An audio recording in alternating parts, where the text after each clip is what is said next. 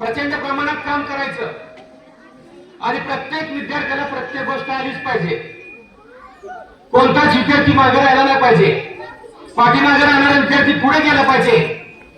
केवळ एवढंच आणि एवढंच ध्येय ठेवून शाळेमध्ये पाऊल टाकायचो. कोण काय म्हणतोय, ग्रामस्थ काय म्हणतोय, नेता काय म्हणतोय किंवा इतर कोणी काय म्हणतोय याचा विचार न करता परिपाठ झाला की वर्गात घुसायचं आणि विद्यार्थी दमेपर्यंत आपण दमायचं नाही, याच न्यायाने शिकवत गेलो. आणि म्हणून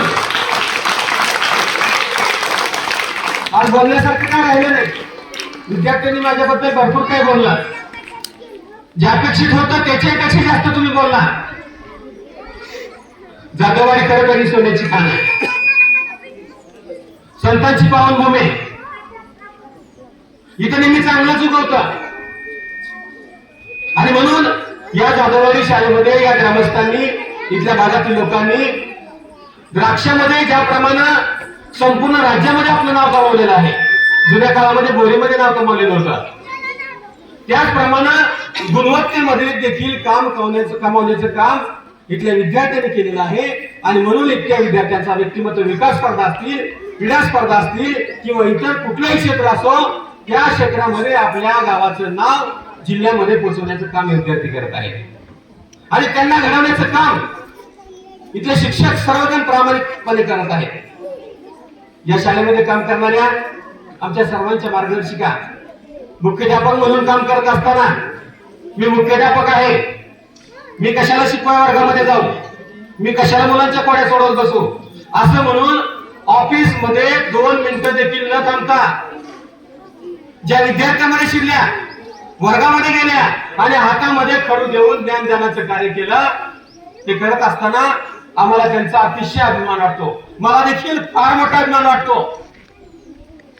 कारण स्वतःचं काम सोडून दुसरीच काम करायला आम्हाला देखील खूप आवडतं.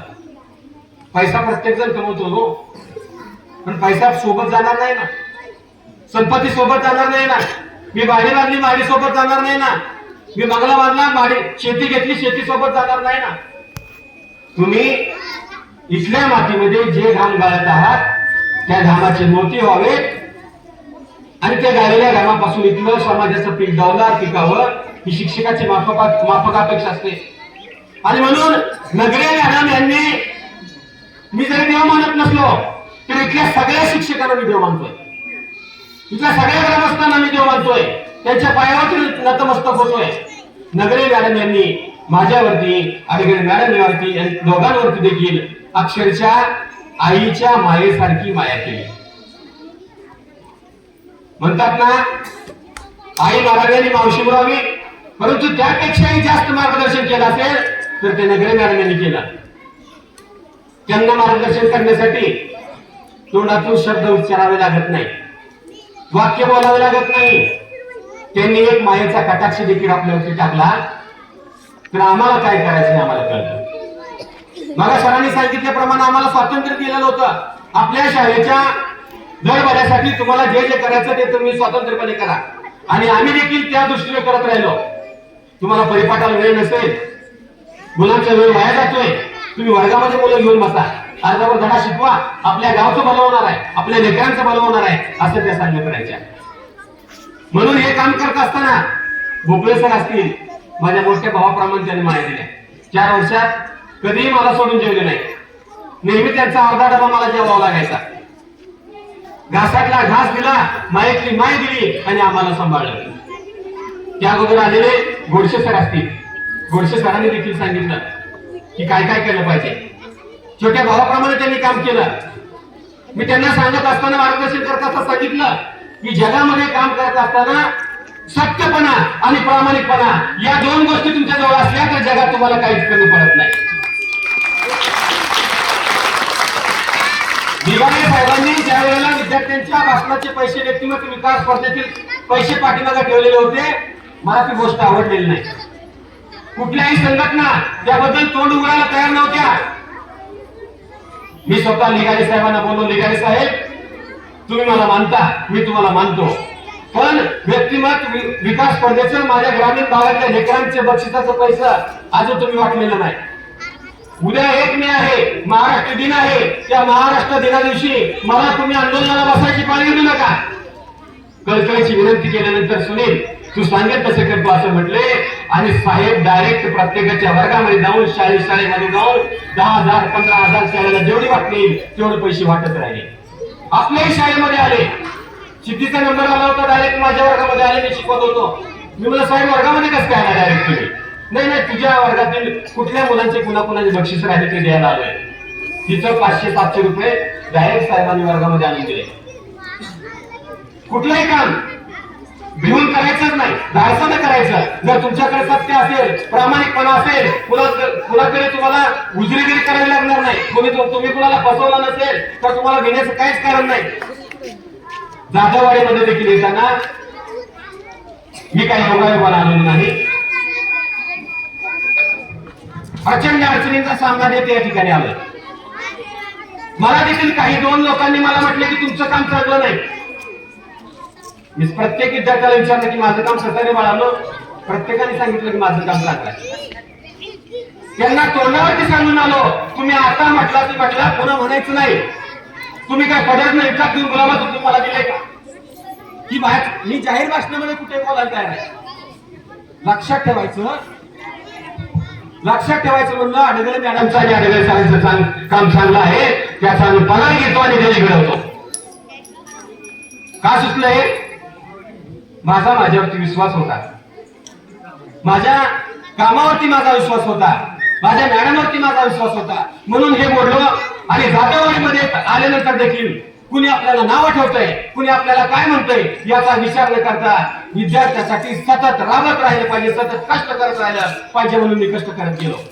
मुलांना सांगितलं अभ्यास मधल्या सुट्टीत असायचा, अभ्यास करत बसा. मी 10-15 मिनिटांमध्ये जेवण करून तुमच्या परत येणारच आहे. मुलं माझ्या घरात बघत बसायचे, अक्षरशः माझा घास मोजत असायचे. सर आताची चिंता बघायची होती, त्यांना भीती वाटायची. पण त्यांना वाटते की आता बरं झालं आमच्याकडे सर जास्तीत जास्त वेळा येत होते. जेवण झालं की लगेच वर्गामध्ये जायचं. आज त्यांना शिक्षक नाही. ग्रामस्थांनी खूप मोठ्या प्रमाणात प्रयत्न केले. अध्यक्ष या शाळेमध्ये वैयक्तिकच्या नात्यानं मी आल्यापासून 4-5 वर्षापासून अध्यक्ष म्हणून काम करत आहे. नवनाथ भाऊ जसं सरपंच कामाची काळजी घेतो तसं इथल्या मुलांची प्रामाणिकपणे काळजी घेणारा कोणीतरी माणूस पाहिजे. लेकरांना काय कमी पडतंय का? वेळच्या वेळेला आहार मिळतो का? लेकरांचं आरोग्य चांगलं आहे का? लेकरांना शिक्षण चांगलं मिळतंय का? आणि हे करत असताना चांगल्याचं कौतुक करत करत शिक्षकांच्याही पाठीवरती हात ठेवण्याचं ज्यांनी काम केलं ते अध्यक्ष म्हणून लाभलेले दशरथ भाऊ शेळके हे माझ्यासाठी फार मोठा आदर्श आहे. त्यांच्याकडे धाडस आहे, त्यांच्याकडे कर्तृत्व आहे. अडगळे सर इथं तुमचं चुकतंय हे बोलण्याचं धाडस त्याच माणसामध्ये असतं ज्याच्यामध्ये प्रामाणिकपणे काम करण्याची हुकूमत असते, हिंमत असते. उमेश भाऊ असतील, त्यांनी त्याच मुलाची साथ दिली. आणि दुसरे माझे मार्गदर्शक असतील, आम्ही ताबासोबत काम करत असताना ज्याने आबांनी आमदार म्हणून काम करत असताना आम्हाला देखील जवळ केलं आणि आमच्याही कामाचं कौतुक केलं. असे आपल्या सगळ्यांचे बंधू म्हणून असणार. शाळेचं बांधकाम पूर्ण झालं पाहिजे, शाळेच्या अडचणी आहेत त्या सगळ्या पूर्ण झाल्या पाहिजेत. यासाठी सगळं गाव ज्यांना सीतारामच म्हणतात, आम्ही देखील आडनाव विसरून गेलो. सीताराम भाऊ धुमाळ, अहो तुमचं काय चाललंय बरं आहे का? असं आम्ही आवाजावर बोललं पाहिजे. पण आम्ही म्हणतो सीताराम इकडे, सीताराम इकडे. म्हणजे कुठलाही मोठेपणा, कुठलाही कमीपणा न म्हणता लहानात लहान जो झाला, मोठ्यात मोठा जो झाला आणि ज्या त्या वेळेला सन्मान असा केला, असा माझा जीवलग मित्र झाला, असा सीताराम या शाळेसाठी सदैव तत्पर आहे. आणि मग हे काम करत असताना शाळेतील सर्व पालक असतील, आमचे धनाजी भाऊ असतील, आमचे रितुल भाऊ असतील, पलीकडे आपल्या शाळेमध्ये काम करणारे दुसरे सगळे बांधव असतील, या सगळ्यांनी शाळेसाठी काम केलेलं आहे. एकनाथ फाळके सर यांना आत्ताच 2 पुरस्कार मिळालेले आहेत. सतत काम करणारा हा माणूस माझा देखील आदर्श शिक्षक आहे. मी बोलताना त्यांना त्यावेळेला म्हणायचो, जाधववाडी जर तुमची जिल्ह्यामध्ये येत असेल तर माझी शाळा लालवाडा छोट्या शाळेमध्ये पहिला नंबर मध्ये येणार. त्यांची मुलं स्कॉलरशिपला यायची, माझी मुलं मी स्कॉलरशिप निवडून दाखवायचो. 365 दिवस शाळा चालत असताना ही माझ्यावरती मुलाखत झाली. पायामध्ये चप्पल घातली नाही, विविध बातम्या माझ्या पेपर मधून आल्या. हे सगळं मी प्रसिद्धीसाठी कधीही करत नव्हतो. मला चांगली कामाची सवय लागावी, मी दररोज माझी गाडी शाळेकडे वळावी. पायाला काटे टोचले तरी चालतील, उन्हा तानामध्ये पाय भाजले तरी चालतील, परंतु विद्यार्थ्यासाठी सुनील तुला काम करायचं आहे आणि वेळ तुला काम करायचं आहे या न्यायाने प्रत्येक पाऊल टाकत राहिलो. म्हणून हे सगळं केलं. कुणाला वाटलं आणि सर प्रसिद्धीच्या पाठीमागे लागले, कुणाला वाटलं पुढे पुढे करण्यासाठी वाटलंय? नाही, कदापि नाही, कधीच नाही. मला फूल मिळो, मला सत्कार कोणी करो, कुणी नाव ठेवो किंवा न ठेवो, आपण आपलं प्रामाणिकपणे मिळालेलं काम आपण करत राहिलं पाहिजे या न्यायाने काम करत राहिलं. रेट्टे सर नवीन आले, आधुनिकतेने त्यांनी काम केलं. या मागील काळामध्ये परसेंट मॅडम असतील, शेळके सर असतील किंवा भंडारे सर असतील, त्याचबरोबर त्याच्यासोबत आलेले सर्व शिक्षक शरद गावडे सर असतील, यांनी देखील आमच्या सोबत अतिशय प्रेमाने तन्मयतेने काम केलं. कुणाशी जर आपलं जमत नसेल तर त्यांच्यापासून थोडस दूर राहा, त्यांच्याशी भांडू नका, त्यांना वाईट म्हणू नका, स्वतःलाही वाईट म्हणून घेऊ नका. 2 हात दूर राहिलो, परंतु कुणाबद्दल काही बोलत बसलो नाही. या शाळेमध्ये असताना माझ्या सौभाग्य होती अडगळे मॅडम, तिनं मला साथ दिल्यामुळेच मी आजपर्यंत काम करू शकलो. कुठल्याही अडचणीमध्ये खंबीरपणे पाठीशी उभा राहायचं असेल तर घरातला भाऊ पाठीमागे पाहिजे, आई वडील पाठीमागे पाहिजे, कुटुंब पाठीमागे पाहिजे. त्याच तोडीनं माझ्या सौभाग्यवती अडगळे मॅडम यांनी देखील काम केलेलं आहे. त्या देखील वर्गाचं काम थोडं देखील कमी पडू देत नाही. आता लेकरांनी सांगितलं, मी ज्यावेळेला 8वीला आलो होतो तर मी अध्यक्षांना देखील बोललो, अहो अध्यक्ष, ही जाधववाडी आपली आदर्श शाळा आहे, 8वीच्या लेकरांनी विद्यार्थ्यांनी इंग्रजी कसं वाचता येत नाही, बघा तुम्ही वाचता येते का? याच्या मागे अध्यक्ष कुठल्याही शिक्षकाला नावं ठेवण्याचा आमचा उद्देश नव्हता. हे घडलं पाहिजे, हे चांगलं झालं पाहिजे, ही पाठीमागची माझी तळमळ होती आणि त्या दृष्टीने करत राहिलो. आणि आज मला अभिमान वाटतो की 8वीच्या वर्गातली सगळी मुलं लिहायला वाचायला शिकलेली आहेत, इंग्रजी वाचायला शिकलेले आहेत, त्याचबरोबर इंग्रजीमध्ये भाषे लेखन करायला शिकलेले आहेत. हे जे फसवा आहे, जाता जाता कोण कुठे तुम्हाला फसवेल सांगता येत नाही. कलियुग आहे, मोबाईलच्या माध्यमातून जग जवळ आला असं म्हटलं जातं, परंतु शेजारचा माणूस मेला का नाही हे देखील बघायला मोबाईलच्या माध्यमातून आपल्याला कळते. मोबाईलच्या माध्यमातून जवळ आला असलं जग, तरी माणसं मात्र दूर गेलेली आहेत. म्हणतात ना, ऊस डोंगा परी रस नोहे डोंगा, का बोललासी वरली रंगा. नदी डोंगी पर जल नोहे गंगा, का बोललासी वरली रंगा.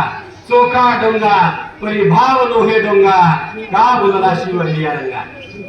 हे शाळा एक मंदिर म्हणून आणि विद्यार्थी हे दैवत म्हणून आणि सगळे शिक्षक बांधव या गावाच्या नावलौकिकासाठी, या शाळेच्या विकासासाठी अहोरात्र आमच्या डोक्यामध्ये तेच काम असतं.